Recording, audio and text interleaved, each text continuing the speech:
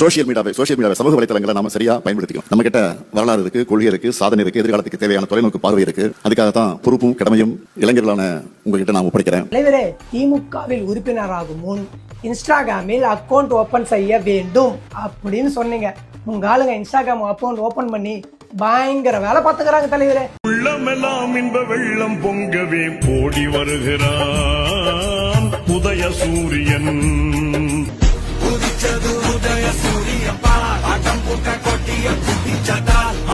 நல்ல கட்சி திமுக, நம்ம கட்சி நாட்டுல நல்ல கட்சி.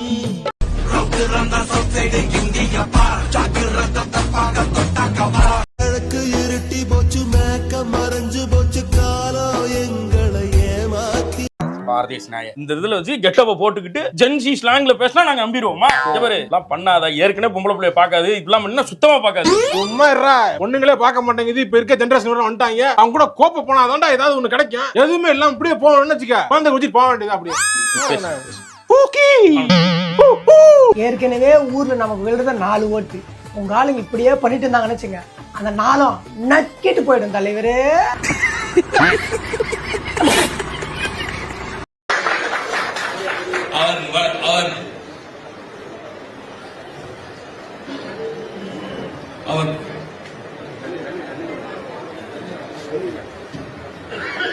கலைஞர் அவர்கள் என்னை கைப்பிடித்து இங்க உங்களிடம் கொண்டு வந்து சேர்த்தார்.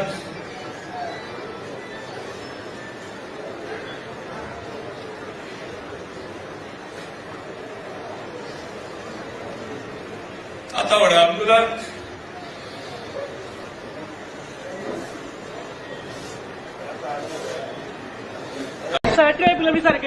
சூப்பரா இருக்கு. 234 வெற்றி பெறுவீங்களா? 234 வெற்றி பெறுவோம். Okay sir, thank you sir. ஏய் ஃபூல், அவன் நம்மள கலாய்க்கறான்டா. சமீபத்தில் நீலகிரி பாராளுமன்றத்தினுடைய உறுப்பினர் அண்ணன் ஆராஸ் அவர்கள் ஏதோ காலங்காத்தால உளற நினைச்சு எதோ சொல்லி மாட்டிக்கிட்டார். இத முதலமைச்சர் முட்டா பையன் நான் சொல்லிங்க ஆராசா சொன்னார். அப்படியே சொன்னா? இதை விட கேவலமா ஒன்னு சொன்னா சொல்லட்டுமா? உங்களுக்கு என்ன அக்கறை இருக்கு? நாங்க பூத் மீட்டிங் நடத்தாம போறோம். Is it your botheration? நீங்க botheration தான் sir. I'm a voter sir. மூணாவது I'm a voter. ஒற்றை மனிதன் மாற்றத்துக்கு ஓட்டு போடுறேன்னு கேக்குறீங்க. வச்சுதாங்க கட்சி. கருணாநிதியை வச்சுதான் கட்சி. அப்படி பொத்திண்டு நில்லையா ஓரமா? உஜாலாவை எடுத்து உச்சியில ஊச்சிட்டு இருப்பான் போல. சார், இவ்வளவு பெரிய தேர்தல். சார், உங்க கட்சியில இருந்து தேர்தல் இல்ல, உங்க கட்சியில இருந்து தேர்தல் அறிக்கை கொடுத்திருக்கீங்க சார். நான் யார் தெரியுமா உனக்கு? ஏன் உனக்கே மறந்து போச்சா? குறுக்க பேசப்படாது. Why are you bothered னு கேக்குறீங்க? Why are you bothered னு கேக்குறீங்க? I am bothered. Don't shout. Ranabali ஆயிரும். ஆயிடுவ. என்ன பிரச்சனை உனக்கு? என்ன பிரச்சனை உனக்கு? என்ன கையில காசு இல்லையா? காசு? I am not shouting. I am asking you a question. வாங்க பேசுங்க. எதுக்கு அவசரப்படுறீங்க? டாக்டர் ஷர்மிளா, டாக்டர் ஷர்மிளா, வாங்க பேசுங்க. Don't ask me why I am bothered. I am bothered because I am a citizen of India. அவன சொல்லி நிறுத்துங்களேன்டா. அவன் நிறுத்துற, அந்த லூசுக்கு மட்டும் வந்துட்டே இருக்கான் போறா. வர நிறுத்துற அவன. இல்ல ஷர்மிளா மேம், இவ்ளோ டென்ஷனா வேண்டிய அவசியம் இல்லன்னு நினைக்கிறேன். We are just having a debate here. என்ன அது பச்சை பையில போட்டு கொலையாட்டிட்டு இருக்க நீ? போது நான் நாகரிகமா இல்ல நீ ஏன் கேக்குறாரு? நீ ஏன் கேக்குறாரு? மேம், அது அவரோட வியூ மேம். நீ ஏன் கேக்குறாரு? இல்ல ஏன்பா இதுக்கு போய் இப்படி கோவப்படுற? நீ வேணா கோவப்படு. இவன் please calm down. நீங்க ஏன் கோவப்படுறீங்க? Ma'am, I am entitled to my viewpoint. சண்டைக்கு வர மாதிரி. நீ வேணா சண்டைக்கு வாடா. வாடா, வந்து வாடா. You are entitled to your view in your time. You are entitled to your view when I come to you. You can speak in your time. இப்ப என்ன வசதியா இல்ல? ஆமா. நீ ஊருக்கு கிளம்பு. நீ ஊருக்கு கிளம்புன்னு. அப்ப அந்த தலைவர் தான் எல்லா கட்சிக்கு. சரிங்களா? நீங்க எதுங்க உதயநிதி ஸ்டாலினையும் முன்னிலைப்படுத்துறீங்க? இப்படி சோறு திங்கறதுக்கு எவ்வளவு மானம் கட்டு போய் தெரிய வேண்டியிருக்கு தெரியுமா? உலகத்தில் உள்ள எல்லா கட்சிகளும் அப்படிதான். சரிங்களா? உங்களுக்கு அரசியலும் தெரியாது, மருத்துவமும் தெரியாது. உங்களுக்கு அரசியலும் தெரியாது, மருத்துவமும் தெரியாது.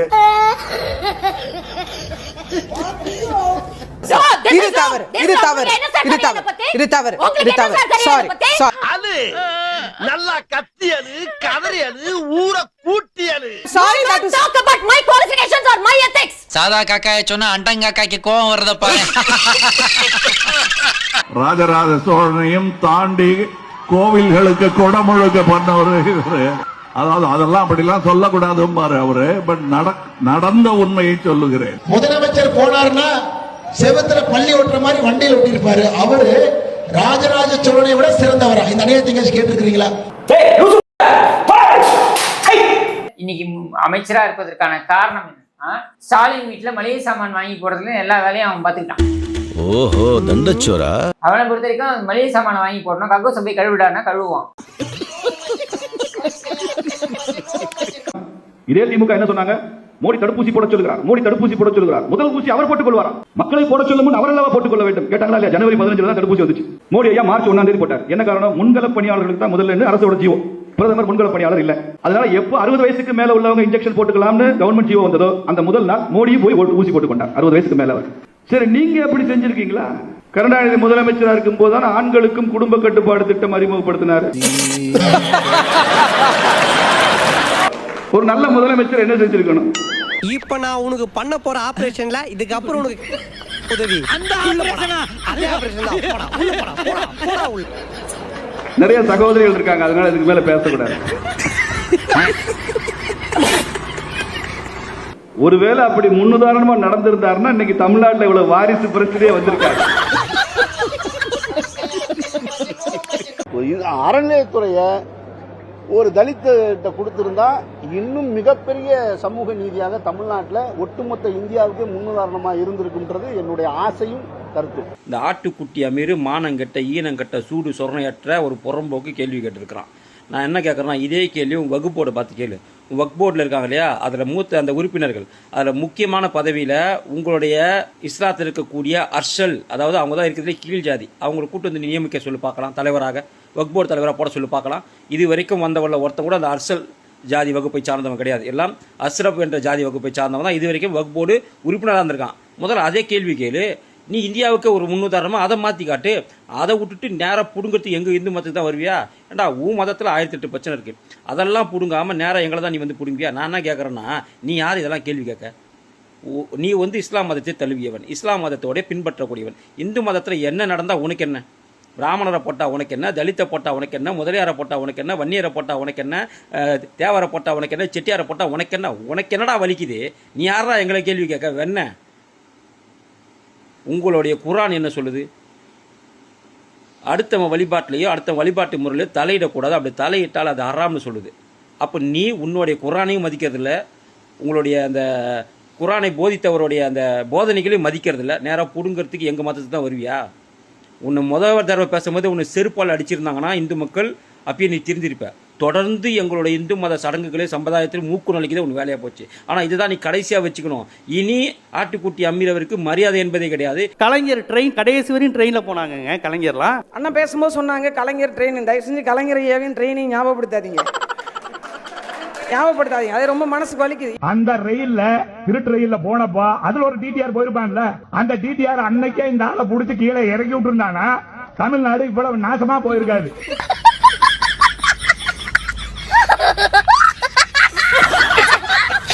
காளியம்மாள் சொன்னாங்கன்னா ட்ரெயின்னு சொன்ன உடனே எனக்கு வேற ஞாபகம் வருது அப்படின்னாங்க. அவங்களுக்கு தெரியாததுல அது உண்மை சம்பவம் கிடையாது. அதெல்லாம் வதந்தியா பரப்புனது கலைஞர் ட்ரெயின், அது உண்மை சம்பவம் கிடையாது. எனது வீட்டுல கும்பலையா கூட இவ்வளவு அழுக மாட்டாளுங்க, ஆனா நீ இந்த ஆளே அழுகிறியடா. இந்த ஆளே அழுகிற நீ. அது வந்து எல்லாம் அது எதிராக இல்ல, உண்மை உண்மையை கண்ணா முன்னான்னு பரப்பி விடுறது. அண்ணாவை பத்தி கலைஞரை பத்தி ஏன்னா அழுகுற அழுதுக்கு இருக்க நீ. நீங்க சொன்ன அந்த ட்ரெயின் சம்பவம் உண்மை கிடையாது. என்னென்ன சொல்றோம் பாருங்க, கம்பி கட்டுற கதையெல்லாம் எடுத்து போடுறாங்க. பராசக்தி படத்துக்கு கதை எழுதும் போதே அவர் காஸ்ட்லி ரைட்டர் தான். நான் சொன்னேன் பாத்திரத்துக்கு பேர் அடிக்கிறவனை எல்லாம் எழுத்தாளன்னு சொல்லாதீங்க. Emotional damage. பாத்திரத்துக்கு பேர் அடிக்கிறவன் வேற, எழுத்தாளன் வேற. பாத்திரத்துக்கு பேர் அடிக்கிறவன் எல்லாம் நீங்க எழுத்தாளன்னு சொல்லிடுவீங்களா? ஆனா நான் அதை சொல்லவே இல்லைண்ணே. எங்க அப்பன் குதிரைக்குள்ள நீங்க தான் அதை சொல்றீங்க. அப்ப நீ குத்துமதி பார்த்தா கேட்டியா? நானா தான் ஓடிட்டனா? நான் தண்டவாளத்துல தலை வச்சாங்களே ஓடாதுட்டீங்களா, அதை தான் சொல்ல வந்தேன். அவன் தண்டவாளத்துல தலை வச்சு சொல்லிட்டு இருக்கான். அவன் படுத்தது 4வது பிளாட்ஃபார்ம், ட்ரெயின் வந்தது 2வது பிளாட்ஃபார்ம். நீங்க ட்ரெயினுக்கு காசு கொடுக்காம போனதை சொல்ல. ஐயோ, பேசாம தூங்கி இருக்கலாம், நானே வந்து மாட்டிக்கிட்டனே. கேள்வி வந்து செந்தில் வேளாண்மனுக்கு இன்னைக்கு என்னெல்லாம் பண்ண போறாரோ. எனக்கு வந்து அவர் திமுகவோட ஆதரவாளரா இல்ல அரசியல் விமர்சகரானே தெரியல.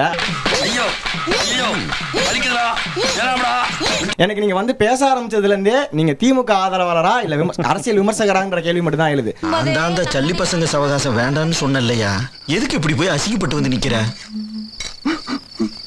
அடிச்சது நல்ல மண்டலி கூட்டிருங்கடா. அங்க பாரு எப்படி படுத்துருக்குன்னு. இது எப்படி நான் எப்படி எதிர்பார்க்கிறேன் அப்படின்னா, ஒரு அரசியல் விமர்சகர் அப்படிங்கிறவரு எல்லா கட்சியும் விமர்சனம் பண்ணும். நீ கேட்ட ஒவ்வொரு கேள்வி என்ன செருப்பால் அடிச்ச மாதிரி இருக்குடா. மாதிரி இல்ல, உண்மையிலே செருப்பால தான் அடிச்சது. உதயநிதி வந்து இன்னைக்கு இருக்கிறாருன்னா அவர் கேண்டிடேட்டா நின்னு அந்த தொகுதியில அந்த மக்களுடைய ஓட்டை வாங்கி பெரும்பான்மையோட ஜெயிச்சுதான் இன்னைக்கு வந்து அவர் எம்எல்ஏவா உட்கார்ந்திருக்கிறாரு. இன்னைக்கு இவர்கள் வைக்கக்கூடிய விமர்சனம், உதயநிதி மீது வைக்கக்கூடிய விமர்சனம் வாரிசு அரசியல் அப்படிங்கறத தாண்டி அவர் செஞ்ச விஷயங்கள்ல ஏதாவது குறை உங்களால சொல்ல முடியுதா?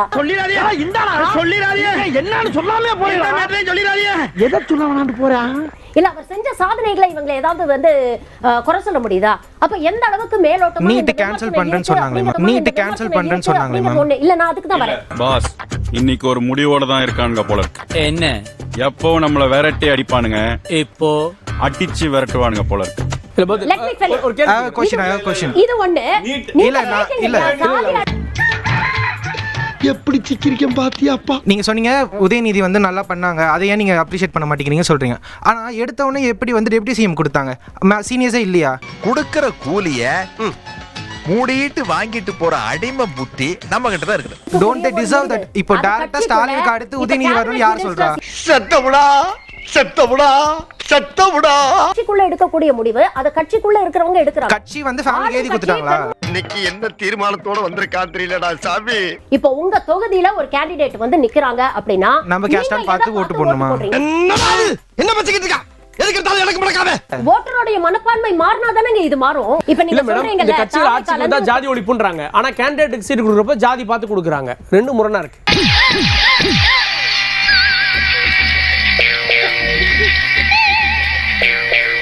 மாற்றத்தை நீங்க எங்க தேடுறாங்கன்னா மாட்டு மக்கள் திரையரங்கத்துல தேடுறா, நடிகைங்கிட்ட தேடுறா. அதான் பெரும் கொடுமை. ஏது உதயநிதி ப்ரொடியூஸ் பண்ற படத்துல மக்கள் மத்தியில அந்த Udhayanidhi sorry I am sorry